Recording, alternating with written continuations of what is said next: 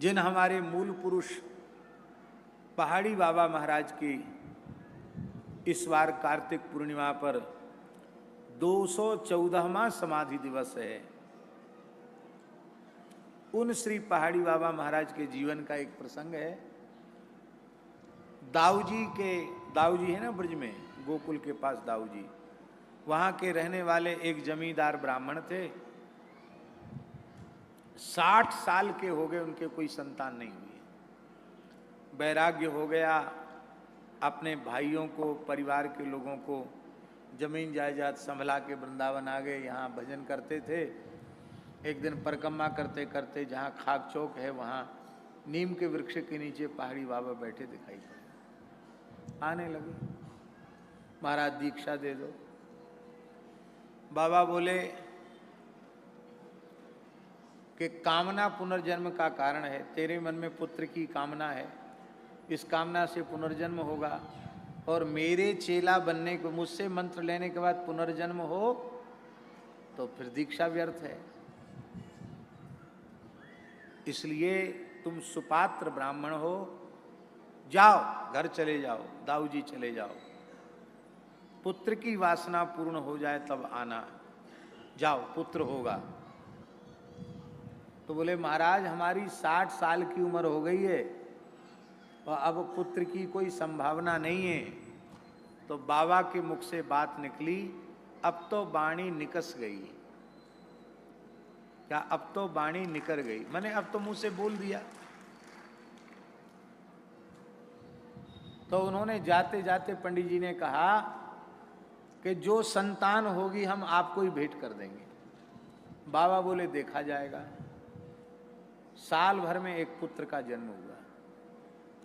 जब बालक मात्र 1.5 महीने का था, उस 1.5 महीने के बच्चे को माता पिता लेके आए, बाबा के धूना पर, बाबा के चरणों में रख दिया।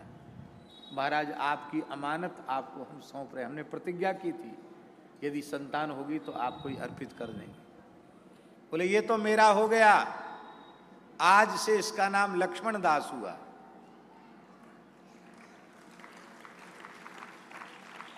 जाओ पालन पोषण करो, 4 पुत्र और होंगे तुम्हारे, बाद में दीक्षा लेके भजन करना।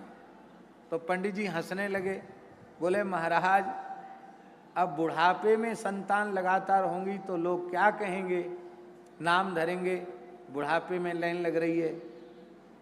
बाबा बोले अब तो वाणी निकस गई।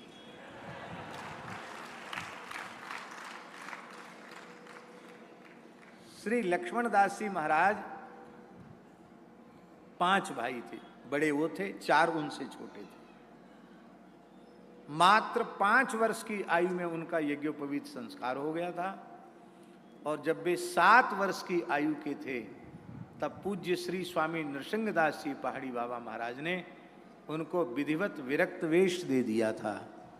और अपने संपूर्ण जीवन में श्री लक्ष्मण दास जी महाराज एक लंगोटी में ही रहे। हिमालय तक गए लेकिन न कमर में कुछ लपेटा, न ऊपर से कुछ ओढ़ा। आज जो चरणों में आ गया उसको सूर्यास्त के पहले आज ही समाप्त कर दिया, कल के लिए कुछ नहीं रखा।